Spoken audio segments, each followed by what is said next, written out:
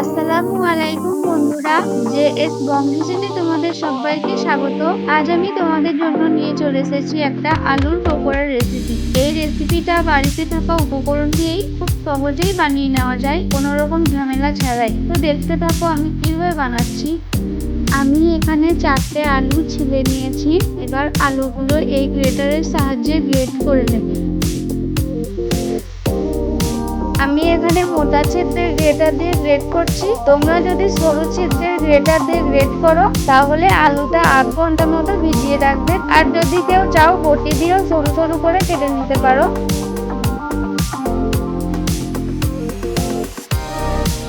এইভাবে সব আলুগুলো গ্রেট করে নেব।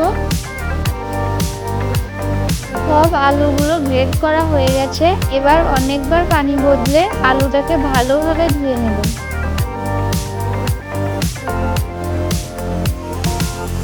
আলুগুলো খুব ভালোভাবে ধুয়ে পানি ঝরিয়ে নিয়েছি।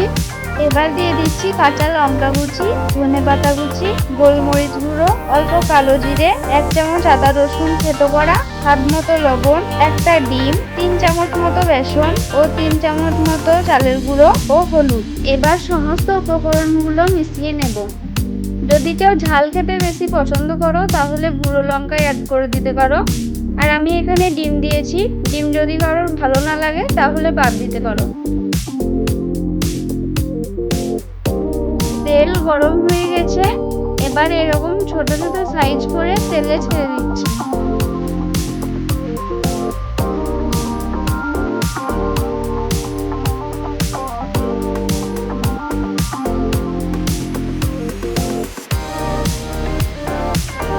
এগুলো গ্যাসের ফ্লেম হাই রেখে খুবই কড়া করে ভাজতে হবে, তাহলে অনেক মুচমুচে হবে।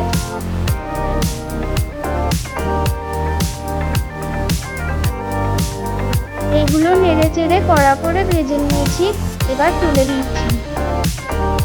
একইভাবে সবগুলো ভেজে নেব।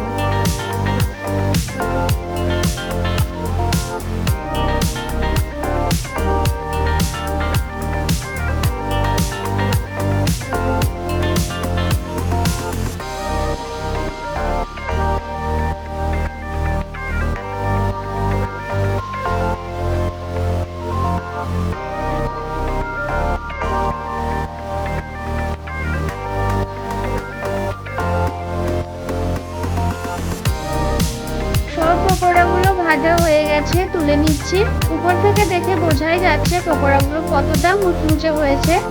আমার রেসিপিটা কেমন লাগলো অবশ্যই কমেন্টে জানিও। আর চ্যানেলটা যদি এখনো সাবস্ক্রাইব না করে থাকো তাহলে অবশ্যই চ্যানেলটা সাবস্ক্রাইব করে পাশে থাকা বেল আইকনটা টিপে দিও, যাতে আমার ভিডিও দেওয়ার সাথে সাথেই তোমাদের কাছে পৌঁছে যায়।